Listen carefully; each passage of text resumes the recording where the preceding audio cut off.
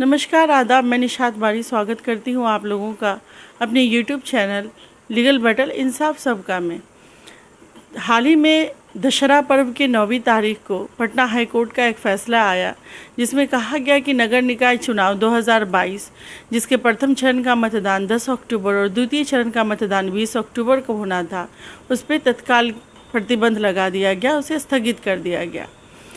अब ये हुआ कि मैं आप लोगों को बता दूं कि ये पूरा मामला आरक्षण का है। ओबीसी के आरक्षण को लेकर ये मुद्दा उठा है। पहले भी इस पे कई सारी याचिका दायर की गई थी, लेकिन इसकी हियरिंग जो है विगत मंगलवार को माननीय न्यायाधीश संजय करोल और एस कुमार की बेंच ने की, जिसमें 17 मामलों की सुनवाई की गई। 17 मामलों में सुनवाई करने के बाद ये कहा गया कि ये जो आरक्षण वाला है, ओबीसी को आरक्षण देना अभी सही नहीं है, क्योंकि सुप्रीम कोर्ट का एक फ़ैसला आया था 2010 में, जिसमें कहा गया था कि आप बगैर ट्रिपल टेस्ट किए बिना किसी को भी आरक्षण नहीं दे सकते हैं। तो माननीय न्यायाधीश का कहना था कि अभी जातीय जनगणना हमारे राज्य में, बिहार राज्य में हुई ही नहीं है। जब यहाँ जातीय जनगणना नहीं हुई है, ट्रिपल टेस्ट का कोई भी क्राइटेरिया पूरा नहीं किया गया है, तो आप किसी को भी आरक्षण नहीं दे सकते हैं, चाहे वो ओबीसी हो या ईबीसी हो, कोई भी हो।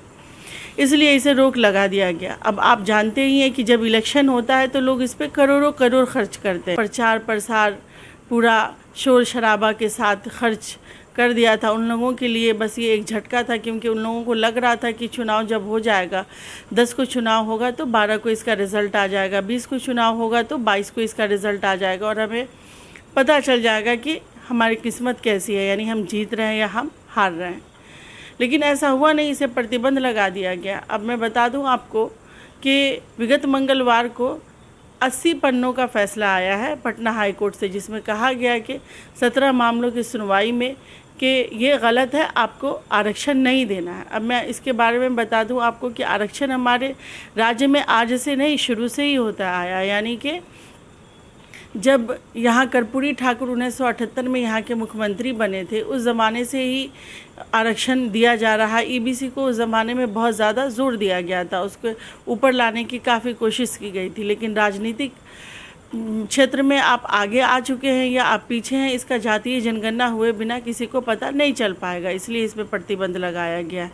प्रतिबंध नहीं, इसे तत्काल स्थगित किया गया है। अब ये है कि इसे कैसे पता चलेगा, यानी बिहार सरकार का कहना है कि आज का ये मुद्दा तो है नहीं। 2000 मुख्यमंत्री राबड़ी देवी यहाँ जीतकर आई थी तो उन्होंने ओबीसी को आरक्षण दिया था। उस ज़माने में भी कई सारी याचिका दायर की गई थी कोर्ट में, लेकिन उस पर फ़िलहाल रोक लगा दी गई थी, कोई सुनवाई उस पर नहीं हुई।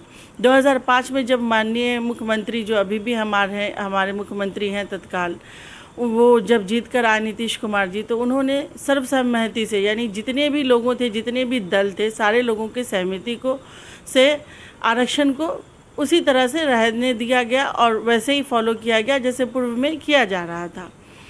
2005 के बाद 2006 में, 2007 में पंचायत चुनाव हुए, नगर निकाय चुनाव हुए, तब से लेके अब तक 4 पंचायत चुनाव हो चुके हैं और 3 नगर निकाय चुनाव हो चुके हैं। लेकिन उसमें ये भी आरक्षण दिया गया था, जिस तरह से अभी ये इलेक्शन हो रहा था उसी तरह से उस टाइम पे भी आरक्षण दिया गया था, लेकिन अभी इसे तत्काल स्थगित किया गया है। और माननीय न्यायाधीश का कहना है कि आप ओबीसी को जनरल में तब्दील करें, यानी ओबीसी सीट को कैंसिल करें, आरक्षण नहीं देना है, जनरल सीट करके उसके बाद इस पर इलेक्शन करवाएं। अब बिहार सरकार इस पे गुहार लगा सकती है माननीय न्यायाधीश के, क्योंकि पूर्व में भी इस तरह से इलेक्शन हो चुका है और अभी जातीय जनगणना हुआ नहीं है। तो जब तक जातीय जनगणना नहीं हो जाता है तब तक इसी तरह का इलेक्शन हो, इसके लिए बिहार की जो मुख्यमंत्री है वो माननीय न्यायाधीश से गुहार लगा सकती है। अब जातीय जनगणना नहीं हुआ, ये जो केंद्र सरकार की जिम्मेदारी थी, ये राज्य सरकार की जिम्मेदारी नहीं थी।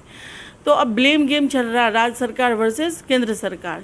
लेकिन नुकसान तो सबसे ज़्यादा उन लोगों को हुआ जो उम्मीद लगाए बैठे थे कि 12 तारीख और 22 तारीख को हमारे किस्मत का फ़ैसला हो जाएगा। अब हम लोगों को देखना है कि क्या रिज़ल्ट आता है इसका। अब हमारे मुख्यमंत्री जो हैं वो गुहार लगाते हैं माननीय न्यायाधीश से, न्यायालय में जाते हैं, या फिर ओबीसी को हटाकर जनरल सीट्स किया जा रहा है, ये देखना है। मैं आप लोगों को बता दूं कि अगर मेरा वीडियो पसंद आ रहा है आप लोगों को तो ज़रूर लाइक शेयर सब्सक्राइब करें। अगर कुछ कमोबेश हो रही है या किसी तरह की जानकारी चाहिए आप लोगों तो कमेंट बॉक्स में ज़रूर लिखें। धन्यवाद।